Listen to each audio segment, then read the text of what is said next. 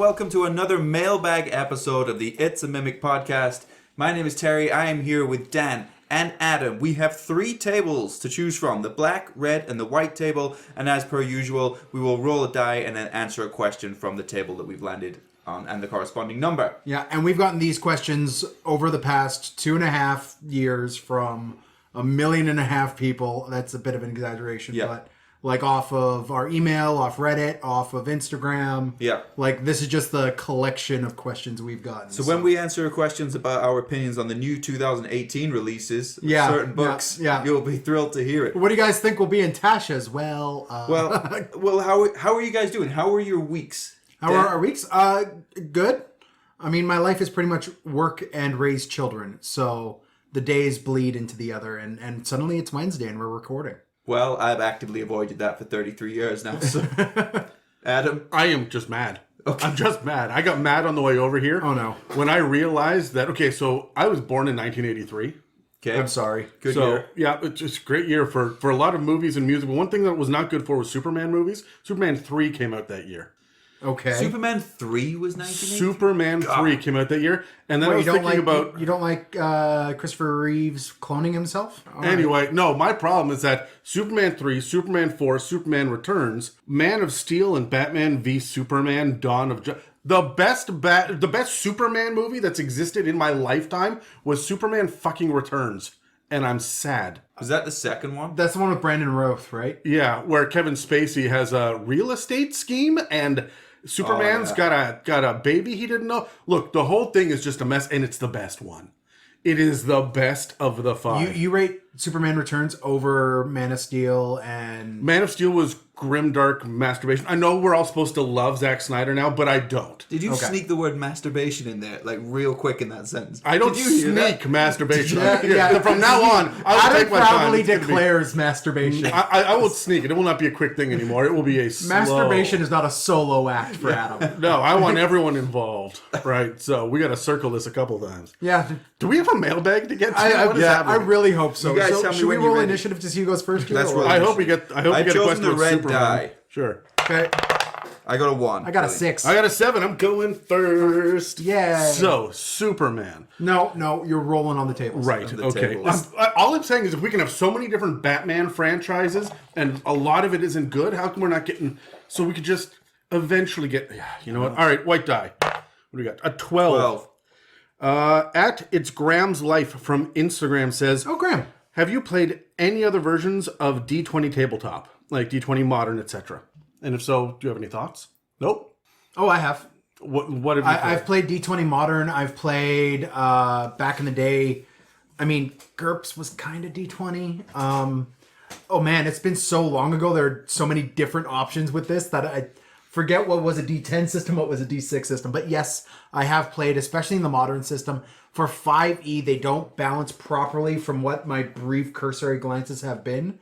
I mean, honestly, man, if you enjoy a narrative style, the rules, the skeletal system of that narrative style is not exactly as important as making sure you have a group of people around you who are all like-minded. Should we tell the people at home what's going on here? Adam is trying to find a pen. Dan is so I'm just trying to fill time while Adam finds a pen so we can scrap off answer. This was getting more and more desperate as the answer went on. I was like, he went out thinking the same.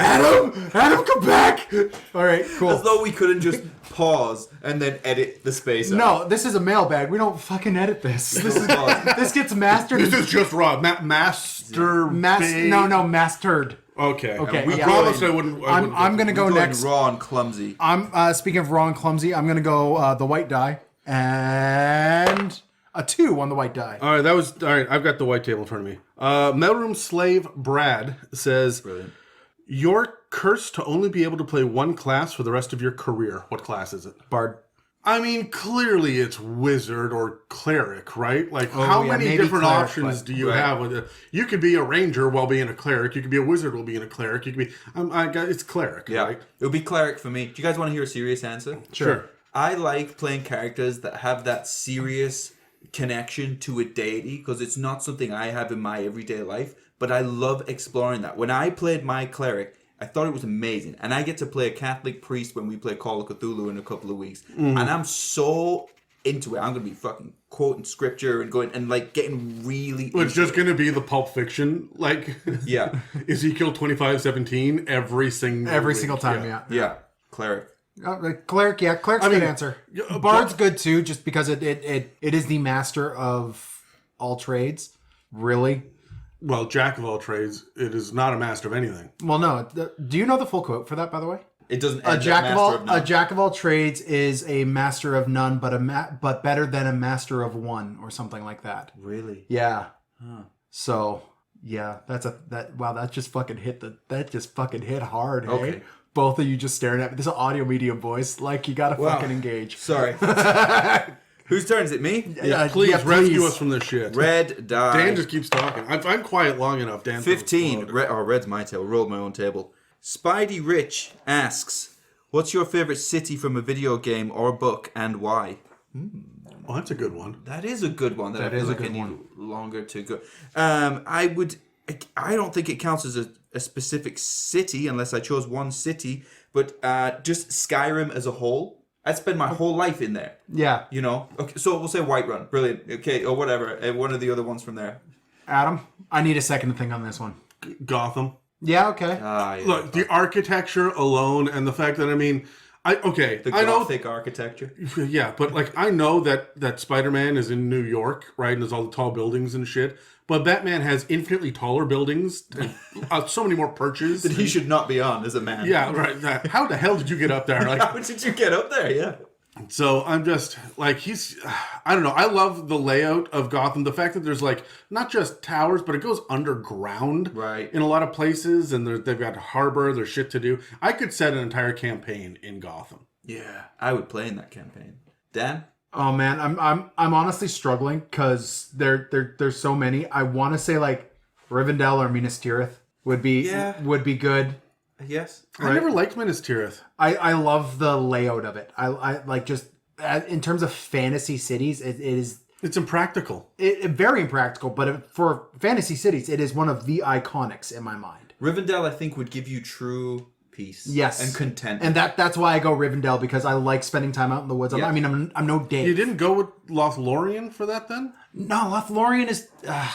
Literally woods. I know, but there's a sense of civilization with Rivendell that Lothlorien does not have. It's a sense of boring, quiet sadness. yeah, but it feels like your cell phone's not pinging every 2 seconds. Which is fucking brilliant. Yeah. I'm on board with that. I know. I'm working with Australian companies right now, and so fuck it. There it goes. That's probably one of them right there that just fucking buzzed because it's the middle of their workday right now. Yeah. Bastards. Oh, is it my turn again? Yeah. Yeah. All right, I'm gonna go on the black table because nobody's done that yet. Two. Dale Critchley asks about lycanthropy. How and when does a PC discover they're infected?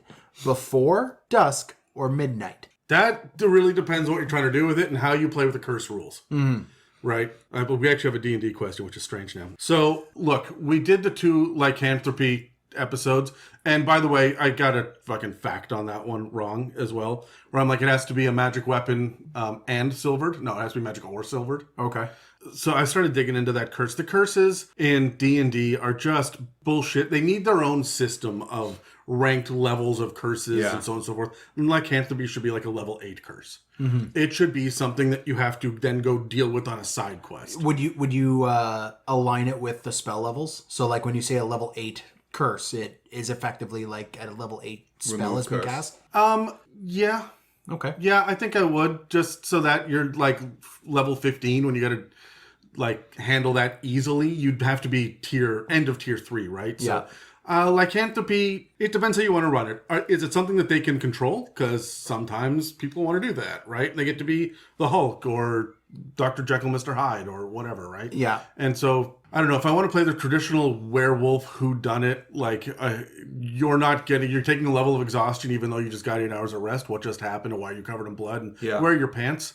And why are you in the middle of a field? Yeah, then I would probably say midnight, Okay. right? Or when the full moon comes out, right? I'm not really worried about the time of day. I'm worried about the full moon. Or do you notice the chemical imbalance before that? Like, do you guys remember when you were a teenager and you basically couldn't do your homework until you fucking jerked the chicken? Like, you could, Dan, don't look at me like that. You know what I'm talking. Well, Okay, you couldn't. we all know that post-nut syndrome is a thing. That moment of clarity.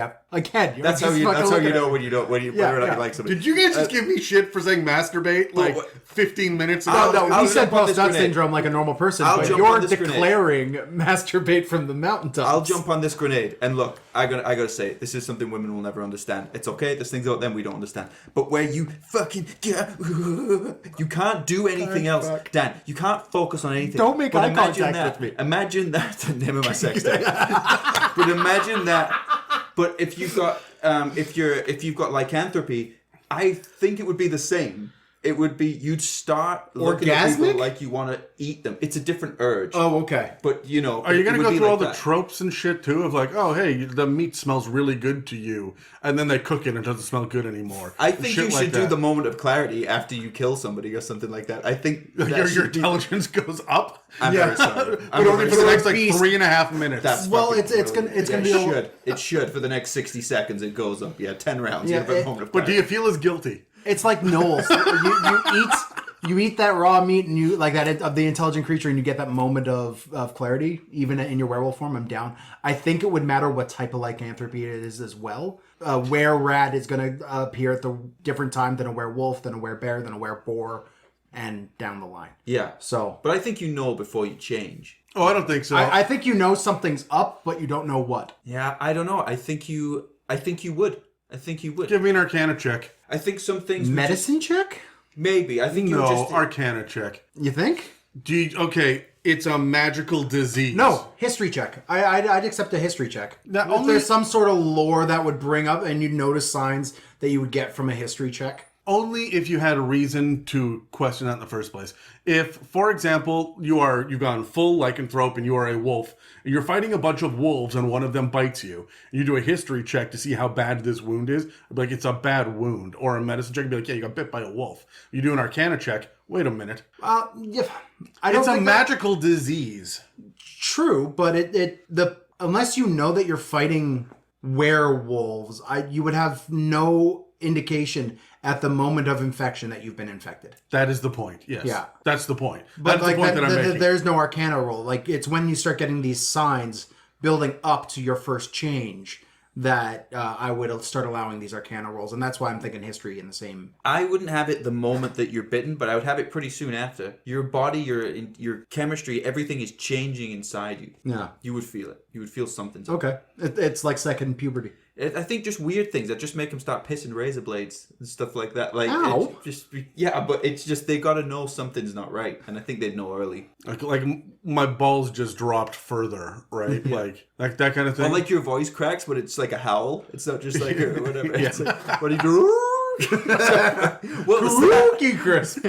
All right, whose turn is it? I think it's mine. It's your turn. All so right, it's I'll roll on the red dice. A 2 on the We've red. rolled all twos so far. No, we haven't. Well, no, there's a 2. We have now have all the 2s crossed off. Yeah. That's what I just fucking said, Dan. Roll or Dice on Reddit asks, except for the main 3 books, what is the most essential book for you? Can we say the Dungeon Master's Guide is not essential? Can I remove that and add 2 books? No, it's one of the main 3. I mean, it comes in that set. It is a hard line between Xanathar's and Tasha's for me.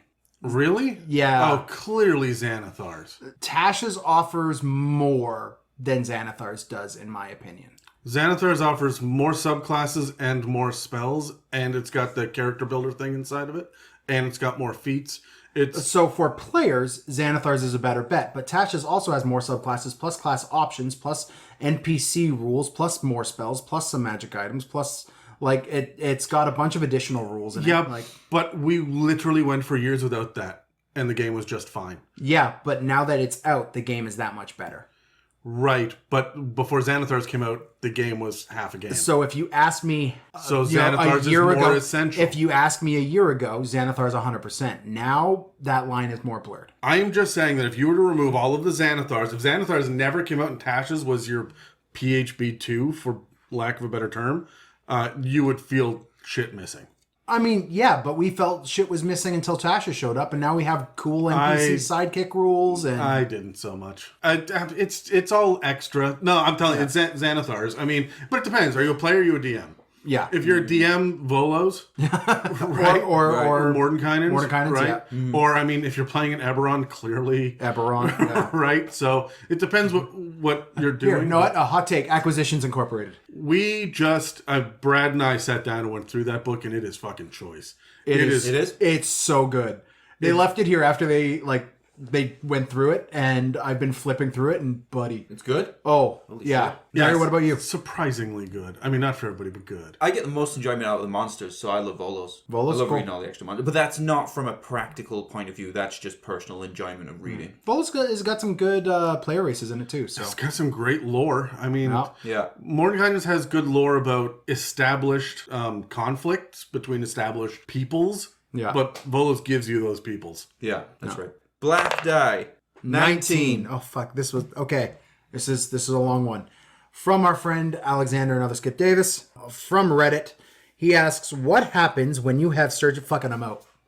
When you have what? Sturges. This is a Sturges question. here, I will I'll manage. If this is another ridiculously specific, Of course it is. Come on, Question. Dan, what do you got? The word Nahunian ghouls. you is know on we're here. thinking on the fly here, right? What happens when you have Sturges drink invisible blood? Because one of my players dragged the whole tribe of like 180 Newhonian ghouls into 300 Sturges that were all blowing magic mind-fogging smoke because of a witch. She also kept most of the ghoulish tribe alive as prisoners because although I ruled they get 80% invisibility, whatever they have would be a boost. And in my campaign, 80% invisible Sturges seems to be a pretty nice weapon to her. So, Terry, what happens to a Sturge that drinks invisible blood because of campaign level nonsense? Well, the NFL started again. If you need something else, there's always that. So I don't know, man. The answer to this ridiculously specific I don't question. know why it fucking matters. I mean, okay, so I go over to mosquitoes,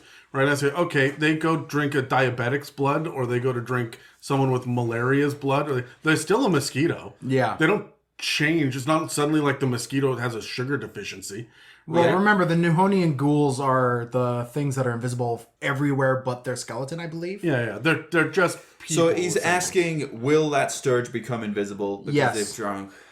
I don't see it's not a magical effect, right? Yeah. If it's not like they're drinking the blood You're not drinking the potion either. You're drinking the blood. Which Yeah, is you're not invisible. drinking the blood of a Yuan-Ti and then suddenly you're immune to poison, or the blood of a dwarf and hey, now you know masonry. Yeah. Right? Like why would this fucking matter? Yeah, Like that's why is there a racial trait attached to this blood transfusion? Exactly. Well, okay? it- Just because you lick somebody's blood that's got AIDS, you don't get AIDS. Dan, Terry, what have you been doing? the guy said. I gotta back up. You said blood, right? Roll the fucking dice at them. Right? Okay. This is a mess of an episode. They always are. 9 on the red table. That's me. It's not me, but it's my table. Digglybluemoonya. What the fuck is going on? Am I being Digglybluemoonya. punked? Where's Ashton? Am I being punked? Digglybluemoonya from Reddit asks, if you could homebrew one kind of subclass, what would it be? What class would it be for? And what class would it be for? That's just a type on there. Yeah. Okay. Oh, I don't know. See how I slipped that in so the internet didn't think I was stupid? I am never a player, so I never worry about this shit. I homebrewed Path of the Chieftain for barbarians. That was the first thing that came to me in 5th edition because there was nothing that a barbarian could do to really inspire others. So it was an inspiration-based, like, war cry. Yeah. If I rage and howl everyone around me, it was going to get either it was fear effects, or I can get my allies to move up to half of their speed immediately, or certain number of times per day. I think we were using rages, like rage slots, for some of the stuff too. So that's where I went with that. That's one of the glaring holes. I would honestly, I would have not another patron for Warlock, but I would love to see another pact from the other 3. We have one. Therefore, it's Pact of the Talisman now. There's Pact of the Talisman now? For someone who just masturbated over Tashes, you'd think you'd fucking read it. Well, fuck. But I'd love to see another one for Warlock. Fucking, I'm still reading through Dashes. That's part of the problem. But another pack for Warlock would be nice, or a I'm running through the classes in my mind. What kind of pact though? A tanky one, not like a hexblade, like maybe Pact of the Juggernaut might be what I call it. And it's just you make a pact for physical superiority, like the Dr. Jekyll, Mr. Hyde kind of thing, just through a warlock patron. Something that's halfway between like mage armor and wild shape. Something that's more between wild shape and barbarian for a warlock. That's a weird flavor. I don't hate that, but that's where you're getting like the aspects of the whatever your patron is. So Exactly, if it's like an aberration, you know your fingers get all tentacly. Yeah. Right? Or if it's I'm trying to think now, if it's like Orcus, you can something Spawn undeath or Right, have like, a necrotic aspect to your attacks, yeah. Yeah, okay. That'd be interesting. I'd look at that in UA. Yeah. I think I've mentioned this subclass before, but I want to see a politician type bard, and I know you guys have heard this before. Eloquence. Glamour. No, it's not. No. Dan, did I fucking interrupt your answer? No, but that was Adam me. did most of the time. Just shut the fuck up then. See, I didn't even listen to what you said. I just assumed what you were going to say. Terry's going to come in here and be like, I know what? We up. haven't heard of this before, but I want like a tanky warlock pact. The fuck up. No, because what I'm trying to describe is a politician who can... It's not just charm. Charm's too vague. I think you should be able to manipulate people's actions with your words. I think you should be able to make binding promises on a handshake. I think you should be able to inspire people on either like on an individual basis or like on a group or something. Like I think there should be words based something things that closer are not to singing. Like the mastermind rogue, but for the bard, right? So there's a lot of like overseeing what NPCs are doing and interactions with other people. Yeah, but just more manipulation on an interpersonal level that isn't just charm. I'm immune to charm. Oh, okay. Well, then I fucking can't do anything by talking to you. You know. Or a more neutral paladin subclass would be nice as well. Mm-hmm. Like we've got the evils of the Oathbreaker Aren't they and the all Conquest. neutral? Well, I mean, there's no real alignment restriction to them anyways, but like the devotion and redemption and peace, like those guys have peace is a domain, but like there's a definitive good flavor to them, whereas Conquest and Oathbreaker have a definitive evil flavor. I mean, Vengeance could be more neutral, I guess. Ancients is more good in my mind, so like I'd like a Oath of Justice or something. You know what we need? I don't even know what classes it'd be for, but we need a fucking elementalist. Yeah. Oh yeah. Well, I mean, we have evokers, but that's not good enough. Yeah, the monks. Evokers are just... that monk subclass, the Way of the Four Elements or whatever it is hot garbage. Yeah, and everything, even evokers, just fire. Yeah. Right. I'm talking like, where's our cold? Where's our proper earth bender? You know what I mean? So, whose turn is that? Yeah. It's Terry's turn? Adam, that's an 11 on the white table. On the white table. Spidey Rich. Hey. Did we already have him once? I think we did. I think we did. Anyway, on Instagram, he said, since doing the podcast, have you used any of the quote-unquote interesting ideas you or someone else has had? No, they're all shit. It's my fucking Go answer, listen to Terry. this. I mean, yeah. This is what doubles as my weekly prep sometimes. Yeah. Like, we'll have a recording about dragon subtypes with drakes and shit. Yeah. And then all of a sudden next week, my players are fighting against drakes. So, yeah, 100%. All the time. It should be no surprise to my players at this point that if we cover a monster in one of the monster episodes, we'll run into it sometime in the next 3 months or so in game. As we do more of a deep dive into Eberron and Ravnica and Theros, I'm really cherry picking the interesting things to come out of that. We're going to deal with a lot of god level shit in the next campaign, and I'm going to lean on Theros pretty hard for some shit. So Cool. I absolutely deal with that. We get a lot of stuff that's not questions, so it never makes it into a mailbag, but a lot of like, hey, I listened to your episode and I'm doing this and this and this. God, that's really cool. I'm going to steal that shit. Yeah. Right. And so, and I do that a lot. We get a lot of these little, just kind of updates from people, and I love hearing that stuff. Yeah. You know, when you're like, if you ever talk to someone about, hey, I play D&D, like, oh, me too, and now you have to listen to them talk about their campaign for the next 20 minutes, character. and you don't give a shit, right? Well, that's not us. We all give a shit. No, yeah, I legit. You and I give a shit. Terry. Depends what day it is. Yeah. If I scheduled this in as D&D time, the fuck off. It depends how low cut your shirt is to determine whether or not Terry's going to pay attention. Whose turn is it? Terry's It's turn. my turn. Yeah. White table. 18. 18.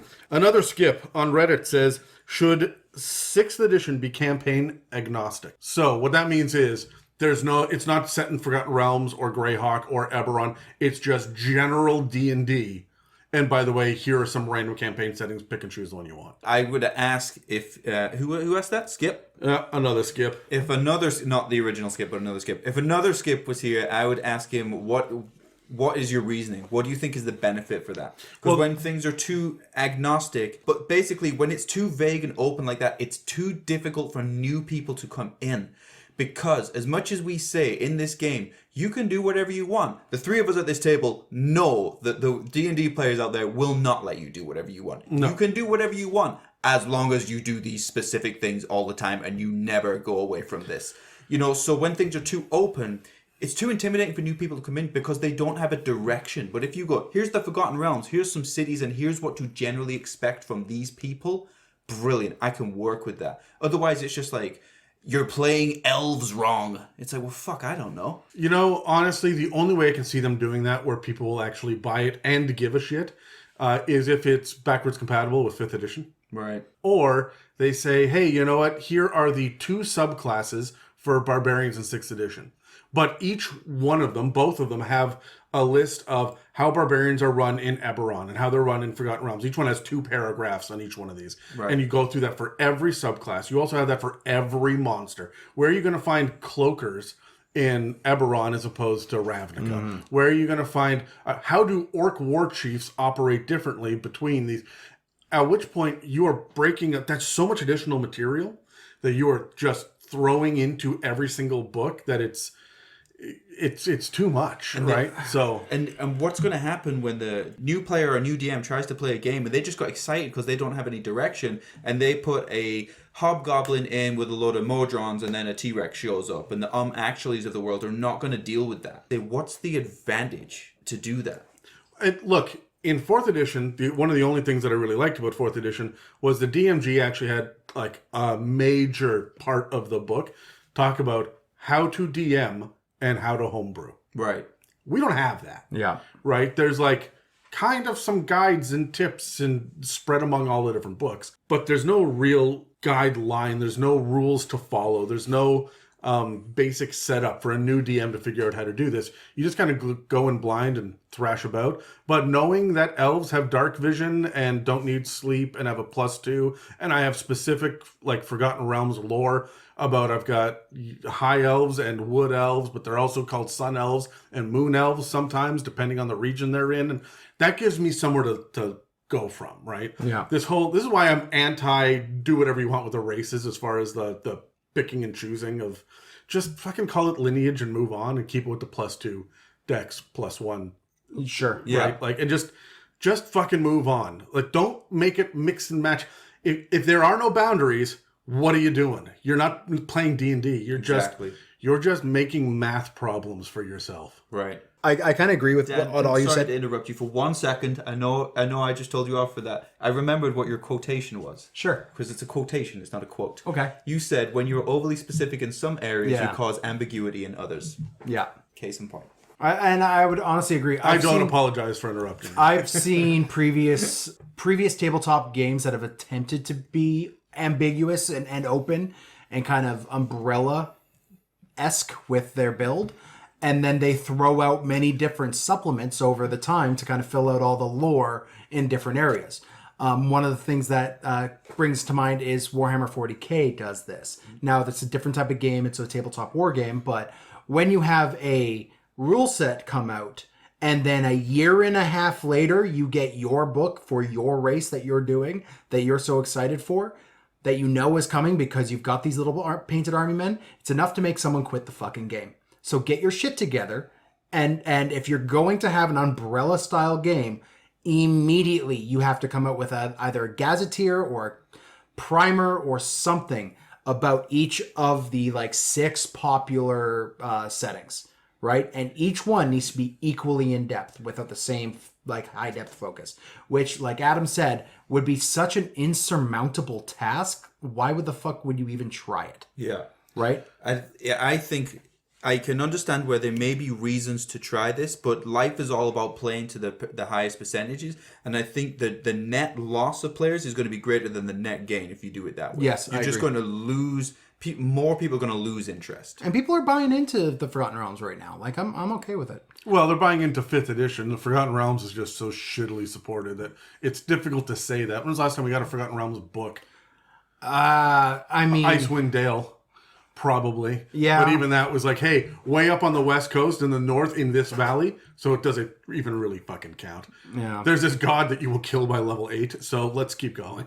Right? So I'm going to say this just before we move on as well. I'm not going to get the quote directly. I remember Joss Whedon, who's problematic, we find out now. But I do like his writing style, and he said something about being limited by the different networks that he was on. His television shows, in my opinion, are much better than his movies. And he says that he has to work within limitations when he does that, and therefore he knows what his boundaries are and what he can push up against, and it gives him kind of a way to focus on the stories and the characters that he can play with. Whereas he was very, very locked in to what he could do for the Avengers, and they said it has to be this, it has to be this, it has to be this. And the first Avengers was really fun. For Age of Ultron, they blew the lid off and said Scarlet Witch and Quicksilver and Ultron go nuts. And it was kind of shit. It was a little directionless, right? Yeah. Where do you go to shove all of these different aspects into this one thing? Which is, I mean, it's how we got Vision, but it was a mess of a movie, right? So, Right. So I really like dealing with limitations. I really do. Yeah. Okay, I think it's me rolling. I'm going to roll. We haven't done much on the black table, right? No. 12. Lots of 12. Black, Twos and twos. Black 12. All right. Adam, this one will be good for you. At It's Mieka, Oh, hello, Mieka. what was the best moment for you ever in a D&D campaign? This is a trick. Be careful. Yeah. This is a trick. There is an answer to this, and if we between the three of us, So, we can Adam, figure one out of your players. Well, it'll happen next week when I kill Dan's character. Is what's going to happen. No. Oh, what? Killing my daughter who was pregnant with my grandchild? No, that's not even top 10. No. Okay. No. Killing Terry's character with the beholder at the bottom of a pit. Yeah. Fucking love that character as well. I fucking love that death too. That was epic. That was probably one of the best deaths we've had. The best ever moment of D&D. Okay, all right, I know exactly what this is. My favorite moment in D&D was Terry was running Curse of Strahd, and it was not like you were first time DM, and you were not only new to the mechanics and whatnot, but the scope was just, Jamie and I ran roughshod over you with that shit. Like, hey, we're going to do a 4-pronged attack. I was not in control. No, you weren't. And the DM sat back and went, you tell me what you're doing, I will figure out which dice to roll. And so, like, it was nuts. But we had this moment where we were doing a frontal assault on Castle Ravenloft while we had were-ravens and Dracolich, that was raised from the dead, coming in to do an assault from the air, as well as we had monks and rogues and elves coming up through the crypts. And we had Jess, of course, was the Black Widow of Barovia, and she was inside getting married to Strahd at the time. She wasn't yet the Black Widow of Barovia. No, but she was in the future. But she was a double agent. She was ready to like turn on him. So there was this big epic moment of, all right, when do we go?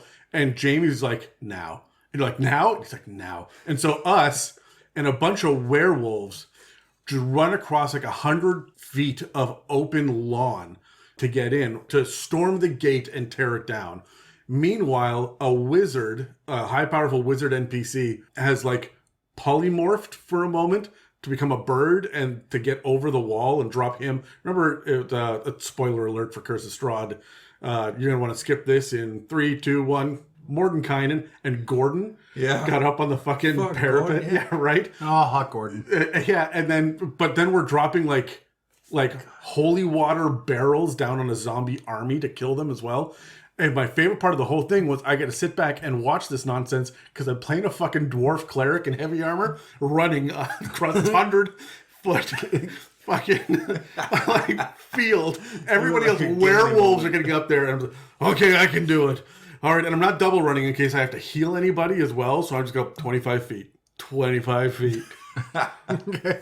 25 feet. So I get to sit back and watch just the insanity. And you've got us all playing NPCs and shit too.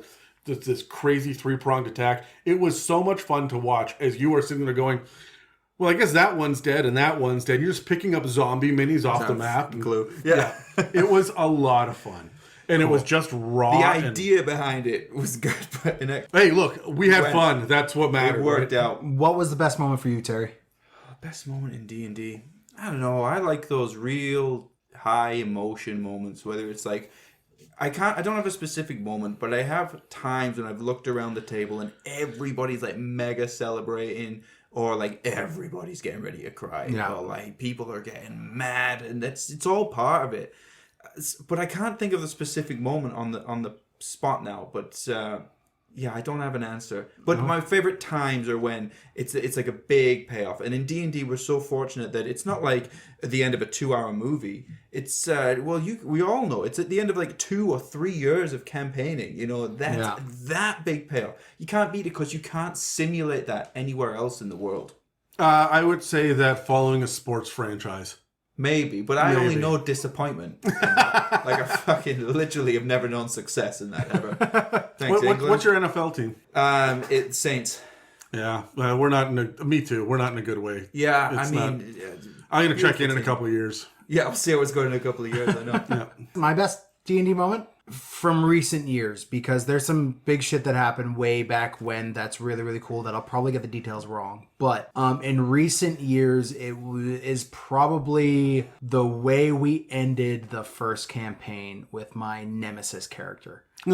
Having Bogdan pop his little head out of a portal with a 12 session mean nothing character, right?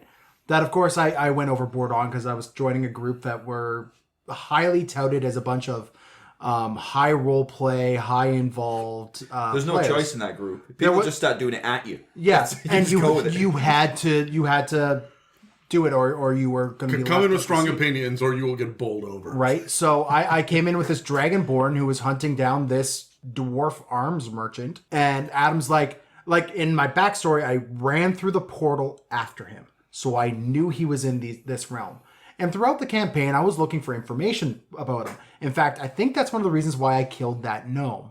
Yeah. Was I was looking for information about... You don't need a reason to kill him. Adam straight up did a blood plague and killed all of them. So the little gotcha moment of him popping his head out of a portal... As you were getting frozen. As I'm getting turned to stone, taking the one item that my character has that he holds dearest above everything else, like doing his little countdown thing that he was doing, and then pissing off. I was so ready for the next campaign to start, purely because I was like, all right, so I've built this character who's an investigator purely to hunt that motherfucker down in a very meta way, right? And then you did, and you I did. Found him. And actually, he found you guys, then murdered your character, Terry, and then you guys burned all together. Yeah, and then we stripped him of his possessions and made him walk through the river Styx, wiping his entire personality and memories, at which point your ghost possessed him and ran around in his body for a good long time in the climax of the campaign. Really? Yeah. And at the end of the camp, didn't we have to sacrifice him? We straight up murdered his body too, or is his body still no. There was a great big ritual at the end. Your daughter, who was a revenant, ended up getting resurrected back to life because she got the revenge that she wanted. Oh, nice. And then she went and took this hollow husk to rehabilitate him, to teach him how to be a force of good. And so... Oh, shit. And we sent her directly on path to Rezu. Yes. That's going to go well. Yeah, that's Dan's original. Yeah. Character. Okay, so I think that was Adam's question. It's mine. I'll go black table as well. 5 on the black table is another one from Spidey Rich. Jeez, we just I swear to God, there's more than 3 hundreds names. of people. There's literally tens of people that listen to this podcast every week. No, you want to know what it is? It's the fact that I never sweep the old questions off. Yeah. Right. So when we had 4 listeners and they gave us all of these fucking questions, we haven't gotten rid of them yet. It's it's look, guys, we do have a lot of listeners, I promise. So this is a good one. What are some of your pet peeves while DMing? What about as a player? One of my pet peeves when I am DMing, fucking one-liner little quips on normal attacks when you're fighting. Like you do a normal attack that just does normal damage. Glad that you don't DM me because that is all I fucking do. I have DM'd you, and it was, and then I ended that fucking campaign. So now, as a player, one of the things that really, You mean really, when someone hits somebody and then says something? yeah, right, like they Imagine just how like scary it is, poke man. someone with the sword, and it's all like, haha, you've been pierced, or whatever the fuck. That was the worst fucking catchphrase of all time. Yes. By the way, they're just trying to feel involved, Dan. They've been looking forward to it all week. They've waited the last 20 minutes to get to their turn, and that they need to do something. They rolled an 18. They know that's all they've got. They're a rogue. They've only got one hit. The fucking no, fighter no, moved yeah, out of position. yeah, Now they know need a what? sneak attack. If you're killing the fucking thing, sure. Sure. What if or if you're a high charisma character, or I would even give it to high intelligence characters. Or what about someone who's just been working hard all week, just wants to feel involved? They could do the little quip when they kill something. What if they don't roll high enough initiative because they're not the rogue or the monk, so they never get around to those kills? I used to My monsters last longer than Dare one hit. you, Dan? No, but okay, look, I used to run initiative, like straight out of the book, but then give inspiration to the people that got the kills. You got a kill, you would get 1 point that you could add on to another. We did this for 3 weeks. You could add on to a future D20 roll. Yeah. I then scrapped it because it was the same character getting every single kill. And it was Jamie picked up the sorcerer. He went sorcerer to get fireball to get this inspiration. He was a barbarian. Why did he pick up 5 levels of sorcerer? It's because he wanted that mechanical boost, right? Yeah. And it was because he wanted to get to that kill. How often did you and Jamie, Terry, look at each other across the table and be like, you stole my fucking kill. That was my kill. I'm... Right? And it was a thing. It was a fucking thing. Well, And here, so- okay, fine. Know what? I will offer another answer. People who need the entire turn recapped for them at the start of their turn because they had their notes on the phone. If there was like, if, Oh yeah, my answer's the phone. Put your fucking phone down. yeah, Phone down. right. Like, pay attention. We're here to play a game. I understand we're here to hang out, but we're also here to play a game. Let's tell the story together. Yeah. Dave is fucking infuriated by this. He did a lot of Roll20 through the pandemic, through the quarantine shit, right? So Right. He's been DMing this whole time on Thursday nights. He has one player who likes to put it on mute and watch YouTube videos. Yeah, see, that's not going to work because at that point you're So he's down a player. That's is not. he? That's Oh, not just. that was a point of contention for That's like not a just while. you've been waiting for an important thing or whatever. And you're just kind of trying to get away with a quick glance. That's what you're doing. As a player, it's other players at the table, myself included, because I'm very guilty for this, not knowing when to shut up. There is a time when if your player is not in the room during a social encounter and you're sitting over there like shooting the shit with the rogue who's also not in that encounter, you're distracting from that moment. Yeah, beware of the spotlight and Beware your of the role spotlight. in it. Yeah, right. So understand when it's time to shut up, and when it's time to speak up. Yeah, let the DM build the scene, right? Just because the DM has paused doesn't necessarily that mean he's stopped. You know. Oh, I have never in my history of DMing gotten a monologue out. Yeah. I always have that one player who's all like, "Oh, I cast all person." It's like, fuck, man, it's a villain monologue. It's an iconic thing. yeah, exactly. I have a script. Let me do Let me read it. I dramatic pause. wrote a script. Yeah. Me. I wrote a script. I agree with you on that one, but that's not an answer. But what I want to say for a player, because you guys know I like get real sucked into this stuff, is the names that pull me out that other people enjoy. So I can't moan about it too much because other people enjoy. But when I'm in a let's do a pirate campaign. When I'm in a pirate campaign, I'm trying to get sucked into that world, into that story, and all of a sudden Roger the cabin boy and Seaman Stain show up. I'm like, Jesus fuck. Like, Sidebar. If you ever buy a dog, you need to name it Stains. why name it Stain? So that you have a legitimate excuse to sit there in the middle of a park and yell at the top of your lungs, "Cum Stains." That's okay. But now I have. How long's the dog gonna live? Well, it's not a Call of Cthulhu game with you, Terry. Yeah. So probably longer than a minute and a half. Yeah, exactly. Oh well, if I was playing it, that dog would be dead anyway. So. Yeah. By your own hands, By my brutally, own and hands. well described. Exactly. Okay, so as a DM, my biggest pet peeve is when the players decide to be a piece of shit. You guys both do this, so I'm calling you out on it. Call us. Cool. Where I've done literal hours and hours and hours of prep for multiple weeks. I've got all of these tables. I've got all of this information, and you guys decide to throw me a fucking curveball and say, hey, I want to go shopping for a wig. I'm like, all right, fine. You know what? We're in a metropolis. We will go in and we will find a wig shop. Yeah. Hey, look, you guys find a wig. What kinds are there? What do you want? What do you want? And we'll roll percentile dice to see, because if it's fucking crazy, then no. But I mean, if it's just like you want to mimic the prince's haircut, I mean, he's royalty. It's famous. Like, I can bullshit with you, fine. And then you look at me and go, how many other people are in this shop? And I'm like, 3. There's 2 gnomes and a Goliath. What are the names? What are their names? Fuck you. Because you both do it Sometimes just you to don't throw realize. me. No, sometimes you No. get sucked You into do it. it to piss me off. What's his name? It's not like Is we that sit name? at the table across from you and You be like, motherfucker get this grin on your face. That's like, hey Adam, you're gonna throw shit at me. When you're in the street, I grab someone to ask for directions. yeah. What's your name? What's your life story? Where you from? What's your mom's name? Right? Like, I have done. Can I stay in your farmhouse? Will you please just engage with the fucking 12 hours of homework that I have done? We'll do better. We need D&D report cards. That's what the DM's got to give out afterwards. You got to have certain boxes checked off, or you're not allowed to come. No, and as when I'm a player, the thing that drives me nuts is when other players coach. Yeah. Right? I do everything in my power to not coach. Terry's quote of the "I'm sorry, am I having fun wrong?" is like the best. I think I stole that. Is the best passive aggressive little dig that I have ever heard. It's just fucking brilliant.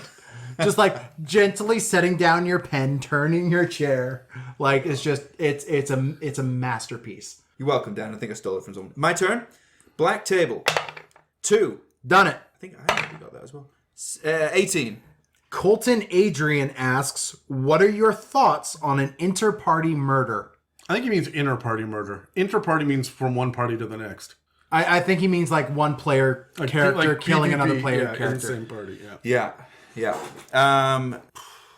Has this been discussed? Has this been... What are your thoughts on a player killing another player character? PvP. Now, does he mean that now we've talked about this amongst ourselves. Does he mean that the DM is aware? What are your thoughts on an inter-party murder? I'm just like, this is like my girlfriend watching a movie. Yeah. Like, fucking, I don't know.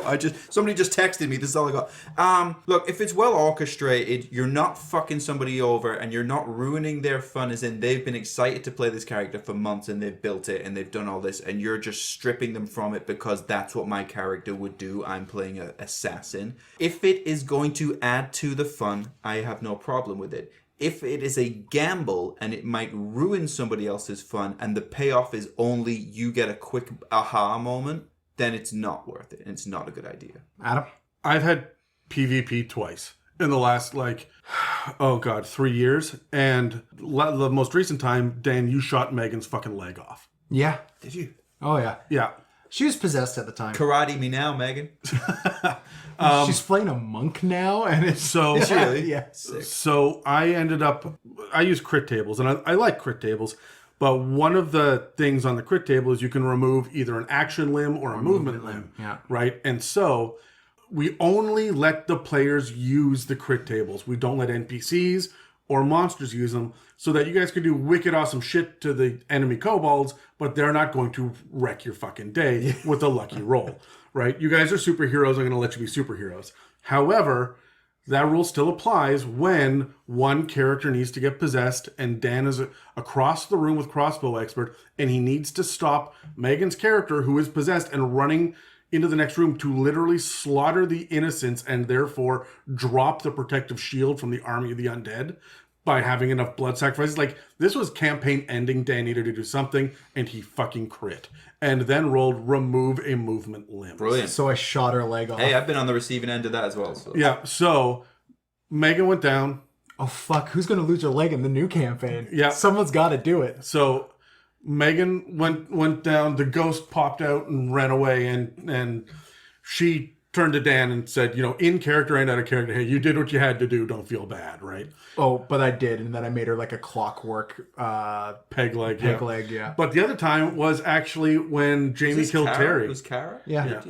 For some of you who don't realize, Terry bailed out halfway through the last campaign due to like work shit. Yeah. And so his characters kept going forward, but he doesn't really know how that campaign ended. We're gonna have to catch you up to date. Oh yeah, if anybody at home is like, how the fuck does Terry not understand what's happening in the campaign? He talks To his about own characters, yeah. I was in the campaign 2 years ago and know everything up until that point, and now don't know.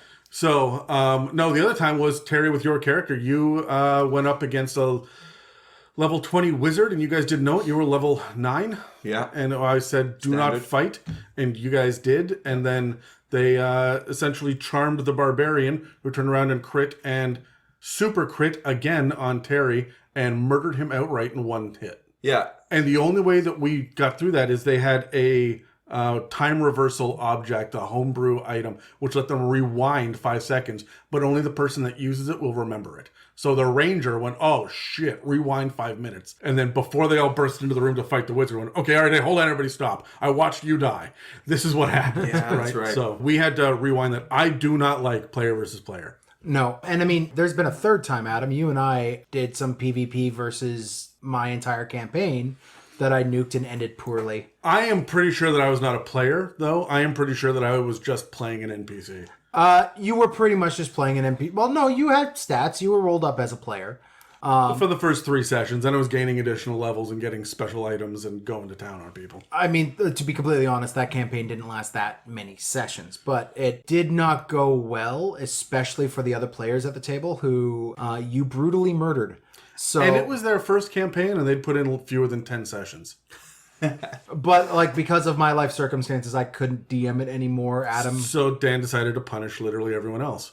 Standard. Especially Brad. Especially Brad. I think I feel so bad for Brad. I think this PvP thing applies to a lot of ideas that people come up with in D&D, where you get so focused on the idea that you don't run the math in what is the cost to reward ratio. What's the here. social fallout? I mean, in the narrative fallout is fairly predictable, but the social fallout of, James across the table from Kyle brutally strangling his character to see how the light is. It's like base jumping. What's the reward versus the fucking cost, right? Because you only get one parachute if you're base jumping. There's no reserve chute, and that better fucking work. And if it doesn't, you've spent everything. So Yeah, but it doesn't matter. You won't care in T-3, 2, 1. Splat. Yeah. exactly. Being dead's like being stupid. It only bothers other people. Oh, I like that. We just got a title for the fucking episode. oh. Ricky Gervais said that. I heard him say that. Anyway, I'm going to roll. Okay. 19 on the red table. That's you, Terry. 19 on the red table is another skip from Jesus Reddit Christ. says... That's the last one. And when we roll any more another skip, we're just going to roll someone else. Is the umpire... Oh, umpire, cricket fan. Is the umpire, or in brackets, or the cleric of baseball, right, kids game, why or why not, several punctuation marks. The DM is the umpire. That's literally their job. You're the referee, umpire, whatever. No, The umpire's the paladin of baseball? the umpire is the DM of baseball. Oh, yes. Okay, fine. That's what it like. Yeah, that's right. The umpire is the DM of baseball. No, if anything, the cleric would be the assistant coach.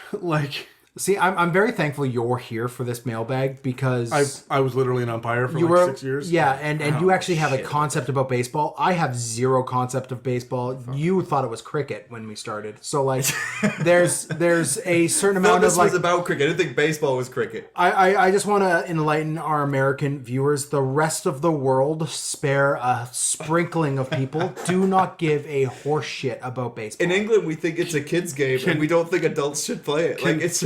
I just want to tell you you're wrong, Dan. I just need to tell you that in South America and Central America and Japan, baseball's fucking huge. Japan? Oh, Japan is huge. baseball's Yeah, no, massive in Japan. and Central America. Okay, fine. I know. So I'm sorry that you're Just not in Canada. It's not as big as. we're back sorry east it that is. you're a racist, Dan. That's what we're saying. pretty much. Wow. Next. There we go. question. Now we have a name of a fucking episode. Dan's a racist. That cannot be it. Any. I'm okay with a lot of shit happening I to love- me and my reputation online. We That should get one of the cannot be it. Dan, one of the we know. D&D races that Dan doesn't like, and if he slams any race in the episode, just call it "Turns out Dan's a racist." Love it. No. Tell me what you think about Eric Okra. Oh. Racist. Anyway, no. Twitter's going nuts. If the cleric was going to Do be, you think we're active on Twitter? You're cute. if the cleric is going to be any position on the field, it'd be the catcher, assuming that the pitcher is just the fighter, and therefore the cleric is just. Would it be the catcher? This is my catcher. Is this how they do it? Yeah, more or less. Okay, Yeah, he's because- holding his hand up. Because they're judging the actions of the other players after they've already done it. Yeah, and they're making sure that when the pitcher / fighter fucks up, it doesn't get too far out of whack. Right, So- right. So Well answered. Cool. All right, I'm gonna. also they wear a lot of armor and have low movement speed. Yeah. So there we go. And they look short. yeah, because they're dwarves. Yeah. So I'm gonna roll on the red table here. That's a red 4. Red 4. Sarah Chaves. Shout out to you, Sarah Chaves. Pretty sure it's Sara Chaves. Oh, there's an angry email. Brilliant. Okay, Sarah's question is, what's your favorite archetype to play? Thanks, Sarah. Gish. Sarah. Gish, fuck off. That's not even an archetype. It is an archetype. You're an A archetype. spellcaster with a sword. Fucking love it. No one is surprised, you power gamer. It's not necessarily even a power gamer thing. It's still low armor, still low health. I like the flavor of it. Says the guy that will not play an Eldritch Knight. I will too play an Eldritch Knight. All right, are you going to commit to that? Sure. All right, your next character that you roll up. There's that hesitation. I'm like 4 characters deep in planning right now. So maybe not my next. No, what the fucking? I will my next one shot or like smaller campaign. I will roll an Eldritch Knight. Sure. Okay.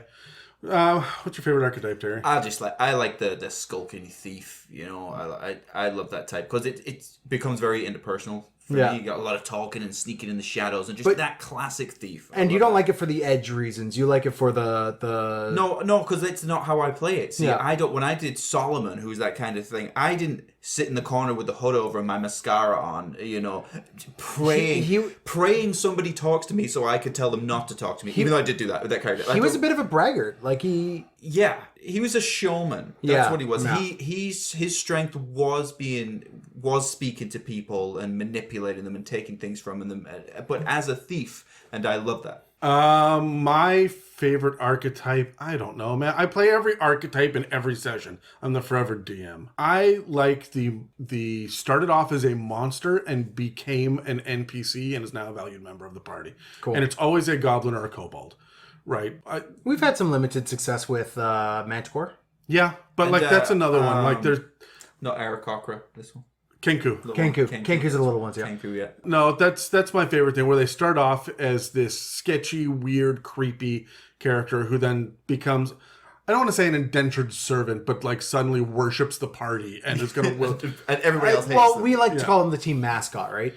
Well, no, look, Yormi was a team mac. I'm talking about like Smear. I'm talking about the guy that like half the party rolls their eyes like, Jesus Christ, this guy. Or like I handed out a gazer as a familiar to a monk. Fuck, Bubbles. Right? Yeah, Bubbles was amazing. Brilliant. Because they don't really speak anything, and so he just sits there and apparently they just jibber jabber, right? And they mock you when you say things. So Dan said, "Oh, I'm going to cast fireball. Oh, I'm going to cast fireball, man." Right? And that's a gazer. That's it. That you ran around doing that and just using his eye stalks to annoy the other player. I fucking love that. But everybody loved Bubbles because he was a piece of shit, pain in the ass. I have 2 Nothics and I have intelligent mimics now in the latest. Fillmore and Phyllis. So there's Fillmore and Phyllis. Yeah. What did I just say that I hate earlier? So anyway, yeah, they are intelligent mimics, and they're my buddies. Yeah, so Dan likes to slurp them onto his back because they're sticky and carry them around. So I don't know. That's probably my favorite archetype. Whose turn is this? Who rolled that nonsense? I think Terry. No, I rolled that nonsense, so it's Terry's roll. It's my roll. White table this time. And it's a 16. 16. Male slave Brad says, how would you make the edgiest edgelord character as a player? What did I just say that? How long would it take you before you wanted to kill the character as a DM? How would you make the edgiest edgelord? You would do that. I don't know. Just play Changeling thief? Yeah. Yeah, changeling thief. Assassin rogue. A changeling assassin rogue. And then you would do that thing that some people out there in the world do, Urchin where background. they are praying for you to do the thing that they're going to complain about. You're sat in the corner of the bar, you've got your hood over, and you're given that "you better not talk to me" type Oh thing. yeah, that voice. You got that voice. Yeah. Oh no, Aragorn. no, but you only ever say that's not what my character would do.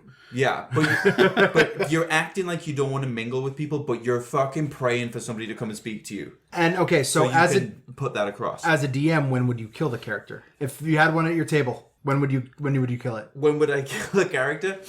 I'd want to kill an edgelord in a very public, humiliating way. Shame. Like Sure, that's okay, what I'm yeah. doing to the edgelord. You don't get away with that at my table. I never kill the edgelord. As a matter of fact, I make edgelords because I go real dark in some campaigns. As if nobody wants to speak to the NPCs. Well, you were there in my evil campaign where literally everyone was an edgelord in that. Right. James was so fucking... Caitlin, oh my god. Anyway, like there was so much edge in that campaign. And you know what I did? I gave them things to care about. Yeah.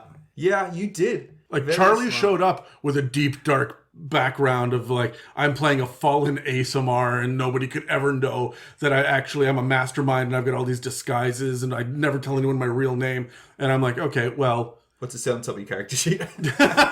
No, I helped him build this with the promise that he will reveal essentially one new character like alias every session till he was out of the 4 aliases.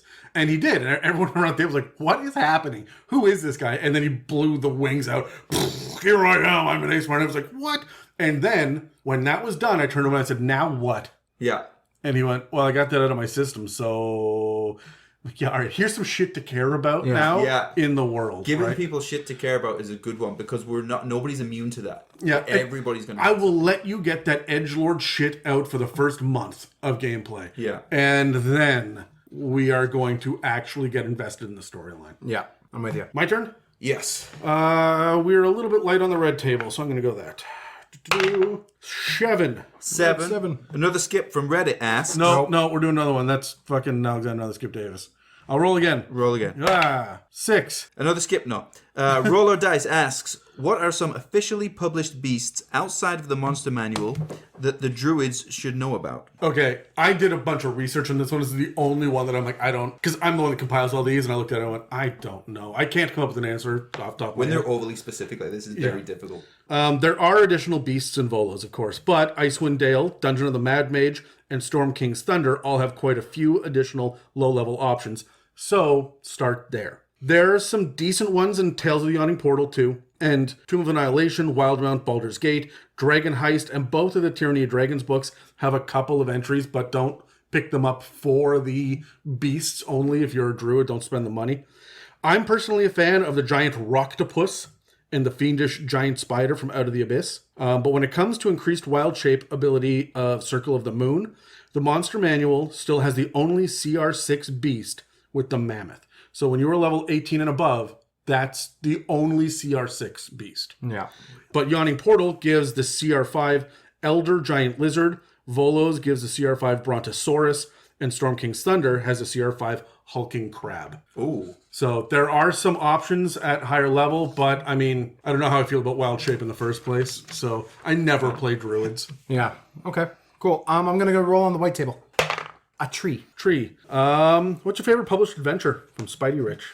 My favorite published adventure? That's a very good question. I would have to say, God, I don't want to say Curse of Strahd. I mean, it's clearly the best one. But Yeah, okay. Full disclaimer: I've read a vast majority of them. I've played in 2 Curse of Strahd campaigns, 1 Chult campaign, Tomb of Annihilation, 2 Icewind Dale campaigns, and 1 Avernus campaign. I really like Icewind Dale. I really do, and I want to give Avernus another try. But literally, it is my birthday in 2 weeks, and on my list is Princes of the Apocalypse. I want to check that out, and it's one of the first ones that came out. So I've heard it's problematic. really. I've heard that there's just a huge sandbox area in it. Storm King's Thunder has the same problem, where there's a huge sandbox area, and you can just stick around and not level, because you're not allowed to level yet, for a year and a half until you get to where you need to go next. And there's very few clues to get you there. It was like an oversight that they didn't realize that you can get stuck in a loop type thing. It's not even stuck in a loop. It's just when your players want to go off to that village over there, and then that one falls in love,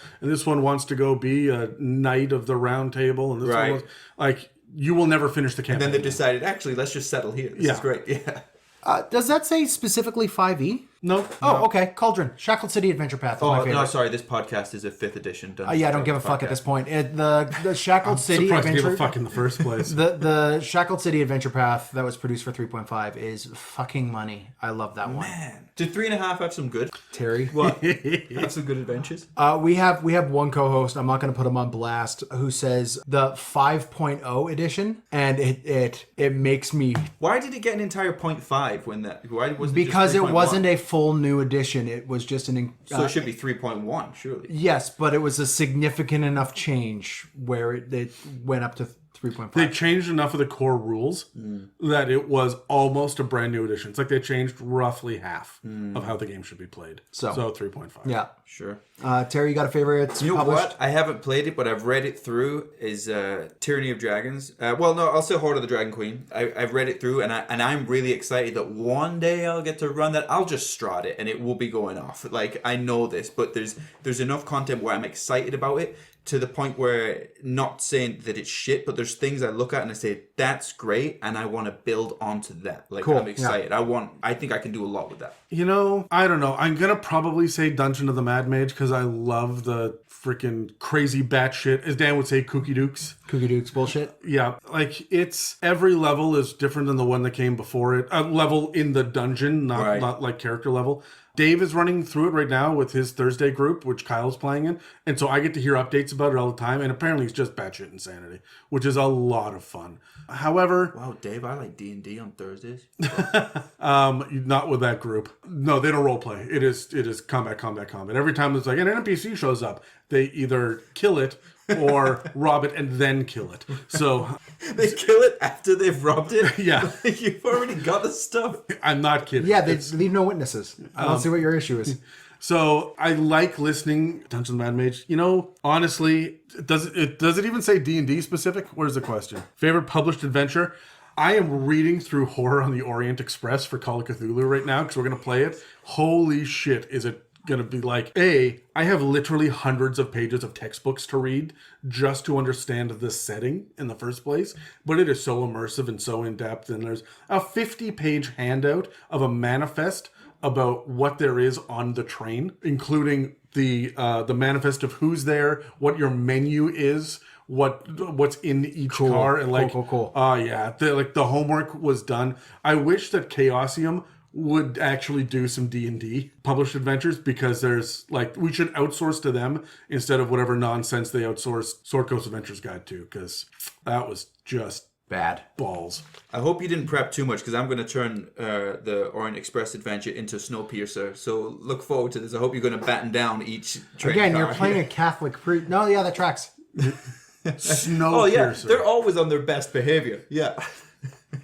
Whose turn is it? I think Terry. Me, I'll do red table as well. No, I'm going to do white table, so I don't have to read my own question. 13. On the white table, J.Seeley from Instagram asks, if a spear cannot be used to cast smite if thrown, Why do I always get these ones? Go on. then would an arrow or crossbow bolt used to stab be able to cast smite? If you're using it to stab, Yes. if you're using it as a melee weapon, Then yeah. yeah. Yeah. You don't have to be proficient with it. It just fixed has it to be a for you. melee attack. A Remember, fucking stool. You could smite with a stool at a bar fight. By the way, smite with stools in a bar fight. and at what point does it... Like a wooden stool or the other kind? Yes. It's a melee Splat attack. damage. The D&D universe does not really know what that thing in your hand is. This dice It's a tray... turd. We've already discussed it's a turd. If I was to hit Dan with this dice tray, not only would it cause great hilarity, but I could probably smite you as well. If Show I me was how a funny. paladin. If I was a paladin.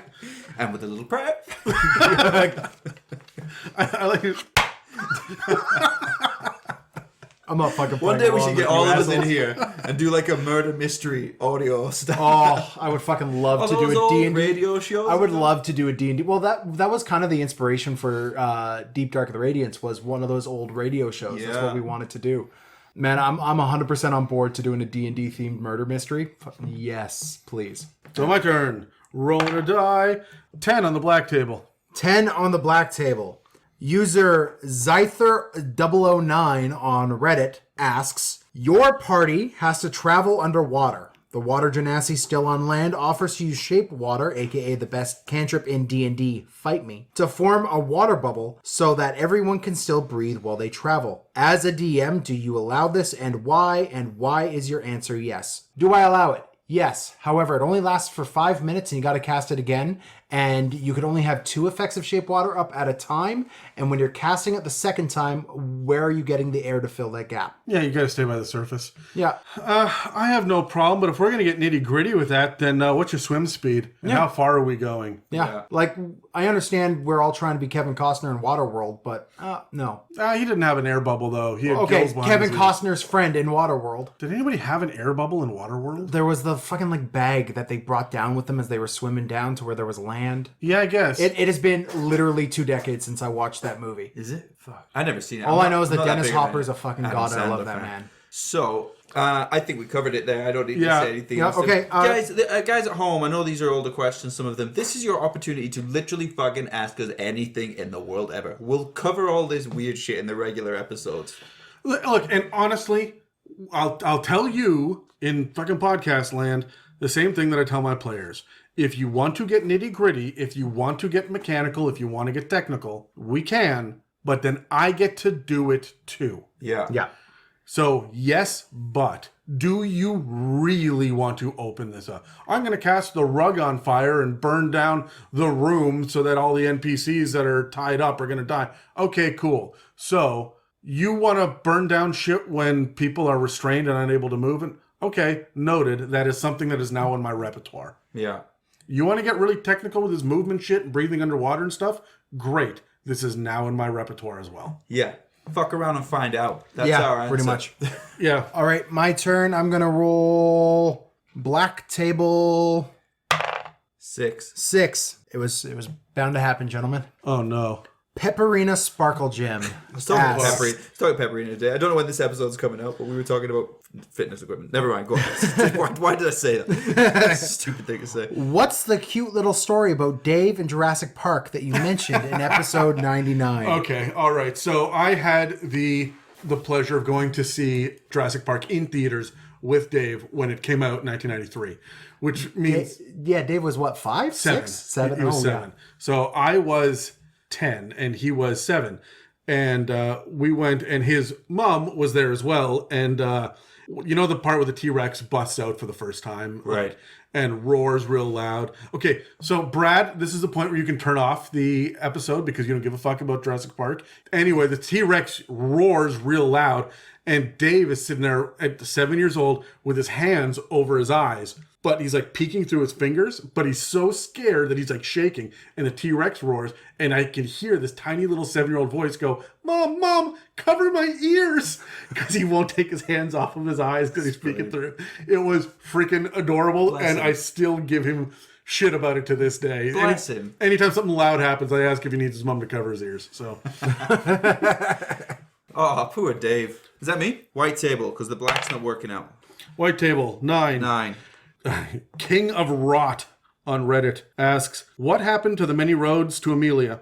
I couldn't find if it got canceled after the second episode or got moved somewhere or got COVID nonsense related delays. I love all the Cthulhu stuff and I'm really excited for what comes next.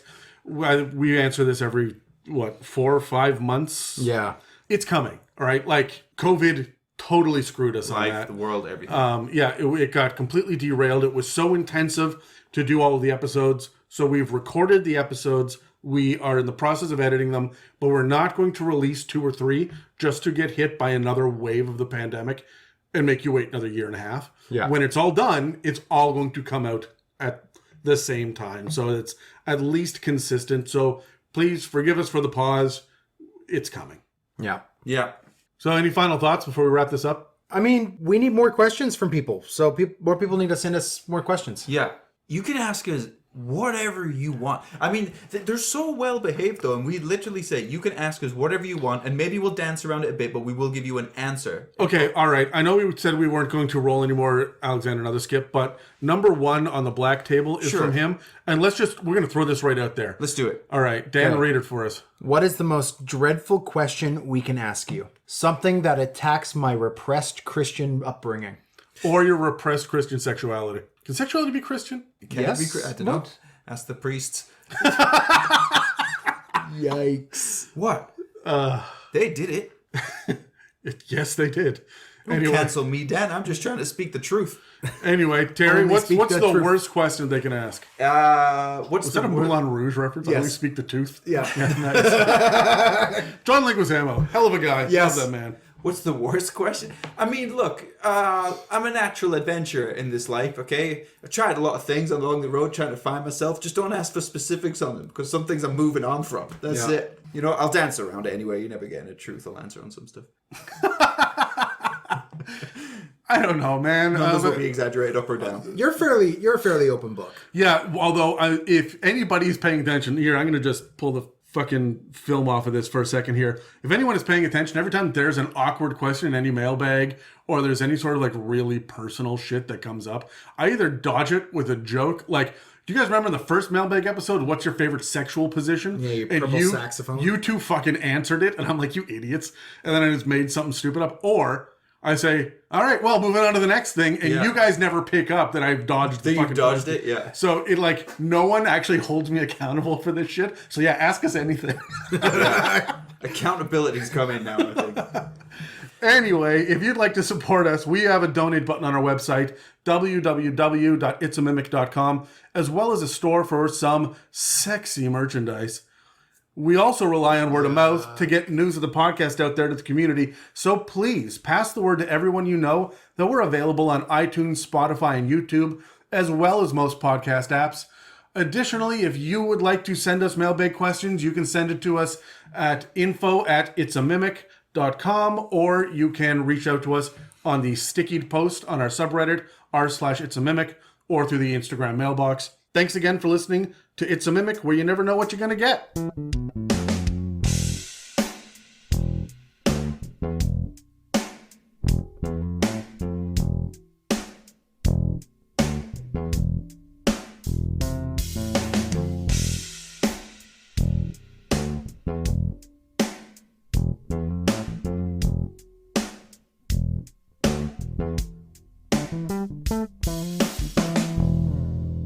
Thanks for listening. Bye.